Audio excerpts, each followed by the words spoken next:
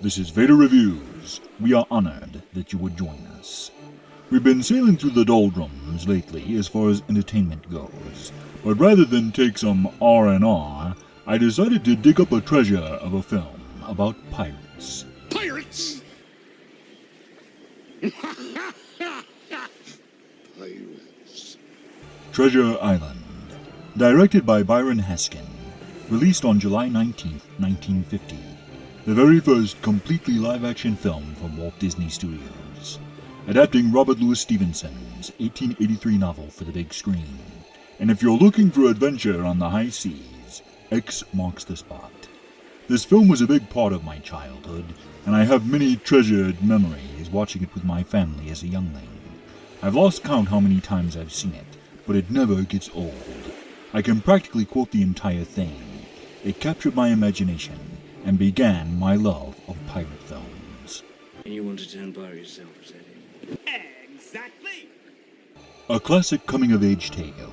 The film stars a young Bobby Driscoll as Jim Hawkins, who braves cutthroat pirates in search of Captain Flint's treasure.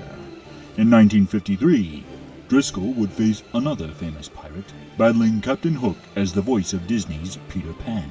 You're Peter? Yes, you're Peter? From stem to stern, this film is packed to the gunnels with memorable performances by veteran character actors like Walter Fitzgerald as the blustering Squire Trelawney, Dennis O'Day as the contemplative Dr. Livesey, and Basil Sidney as the authoritative Captain Smollett. But as wonderful as these performances are, the true standout in the film is Robert Newton in his most iconic and influential role, because before Jack Sparrow, there was Long John Silver.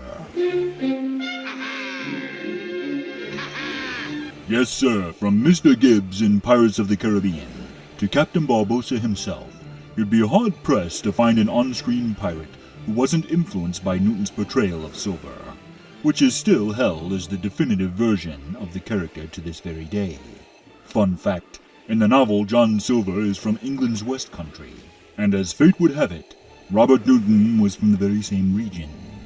So while preparing for the role, he decided to use the very same dialect and pronunciations he grew up with as a child for the character, meaning Long John Silver's iconic voice is authentic as well. You got the word of Long John Silver. His portrayal of the lovable rogue not only gave the film much of its charm, it shaped our collective consciousness in view of pirates and how they speak, influencing generations of pirate enthusiasts and scurvy dogs alike. A sailor in real life, Robert Newton served in the Royal Navy aboard the minesweeper HMS Britomart during World War II. Now, like most young boys, I loved any story that involved treasure hunts, battles, or exotic jungle locations, and Treasure Island delivers on all fronts, expertly blending excitement, drama, and humor into one thrilling package. Beyond the story and characters, the sight of the ship itself captured my imagination as a youngling. Interestingly, the ship they used for the film was a real cargo ship built in 1887 that sailed trade routes off England's west coast. It's such a pretty boat. Ship. A charming and beautiful retelling of Robert Louis Stevenson's timeless novel, an enduring classic with memorable characters, excellent cinematography, and enough treasure hunting excitement to make any pirate fan happy. The pacing and storytelling is easy enough for younger viewers to grasp, while maintaining enough character and plot to entertain adults as well. A wonderful film for the whole family, or anyone who loves high seas adventure for that matter. So just in case I haven't made it obvious already, You know, Smee, I like it! I like it! I like it! and do I recommend it to you, my faithful soldiers of the Empire?